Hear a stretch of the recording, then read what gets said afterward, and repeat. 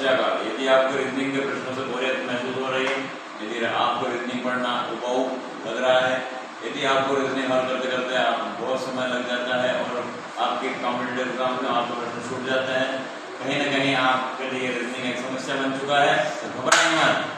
आपको बना sir reasoning channel के माध्यम से बहुत ही शानदार ट्रिक्स देखने को मिलेगी जो आपके जीवन को बेहतर बनाने और कॉम्पिटिटिव में आपकी सक्सेस को सुनिश्चित करेंगे। इसलिए डोंट मिस द बना sir reasoning YouTube channel. Please channel subscribe to my channels and like and share more and more. आदाब, नमस्कार, सत श्री अकाल। मैं सत्यनारायण उपाध्याय बना सर आज आपके सामने रीजनिंग के एक और टॉपिक पदानुक्रम तथा पदों का विश्लेषण, ranking and comparison of rank लेके आपके सामने हाजिर हूँ। ये दो प्रश्न आपको बताऊंगा, इसी प्रकार से आपको प्रश्नों को हल करना है। जैसे कि P, Q, R, S और T, ये 4-5 बच्चे बताए गए हैं और इनमें कह रहा है वो कि इन P, Q, R, S और T 5 बच्चों में S R से बड़ा है। तो हम क्या करेंगे, वह हर वाक्य को पढ़ते पढ़ते अपन कुछ खाका तैयार करेंगे, कुछ लाइनें खींचेंगे या उन लोगों को आपस में बिठाने की कोशिश करेंगे। वो क्या कह रहा है, S R से बड़ा है, तो हम क्या करेंगे, R के ऊपर S को लिख देंगे, बीच में थोड़ी थोड़ी जगह भी रखेंगे ताकि किसी को अन्य को बिठाना हो तो हम जगह रख सकते हैं। S R से बड़ा है लेकिन T जितना बड़ा नहीं है, यानी कि कहने का अर्थ ये कि S R से तो बड़ा है लेकिन T इतना बड़ा नहीं है, यानी कि T S से भी बड़ा है, तो T को हमने S के ऊपर लिख दिया, ठीक है। और Q सिर्फ P से बड़ा है, तो कहने का अर्थ है Q को हम सिर्फ P के ऊपर रखेंगे। अब Q को P के ऊपर रखेंगे तो P आ जाएगा सबसे नीचे। वो कह रहा है कि Q सिर्फ P से बड़ा है। तो ये सारी बातों को हम पुख्ता मतलब इन पे खड़े उतर गए इन सारे तथ्यों पर, और अब आखिर में वो कह रहा है कि इनमें सबसे छोटा कौन है, तो इनमें सबसे छोटा T है। यदि दूसरे भी क्वेश्चन अगर वो ऐसे पूछे, आपकी ये सीरीज बन जाती है, ऊपर से नीचे एक क्रम बन जाता है, अनुक्रम, तो आप किसी प्रश्न का बहुत अच्छे से ऊपर जवाब दे सकते हो। अगर वो पूछे कि ऊपर से दूसरे नंबर कौन है S, अगर वो पूछे नीचे से दूसरे नंबर कौन है Q, वो पूछे बीचों बीच में कौन है तो R, इस प्रकार के आप सारे क्वेश्चन कर सकते हैं। अब हम एक पंक्ति का सवाल लेके आपके सामने मौजूद हैं।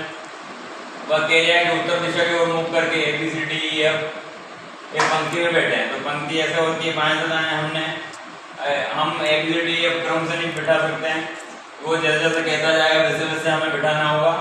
अब वो पहला वाक्य पढ़ के हमें यहाँ पे बिठाना है लोगों को। वो कह रहा है A पड़ोसी है B और D का, तो हमने ये देखो A को B और D के बीचों बीच लिख दिया।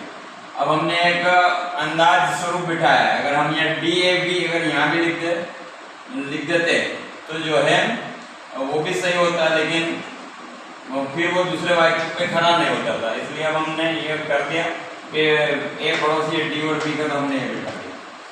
उसके बाद में जो है वो कह रहा है E पड़ोसी है C और F का, तो हमने यहाँ पे C और F के बीचों बीच E को रख दिया। देखो ये E C और F का पड़ोसी हो गया।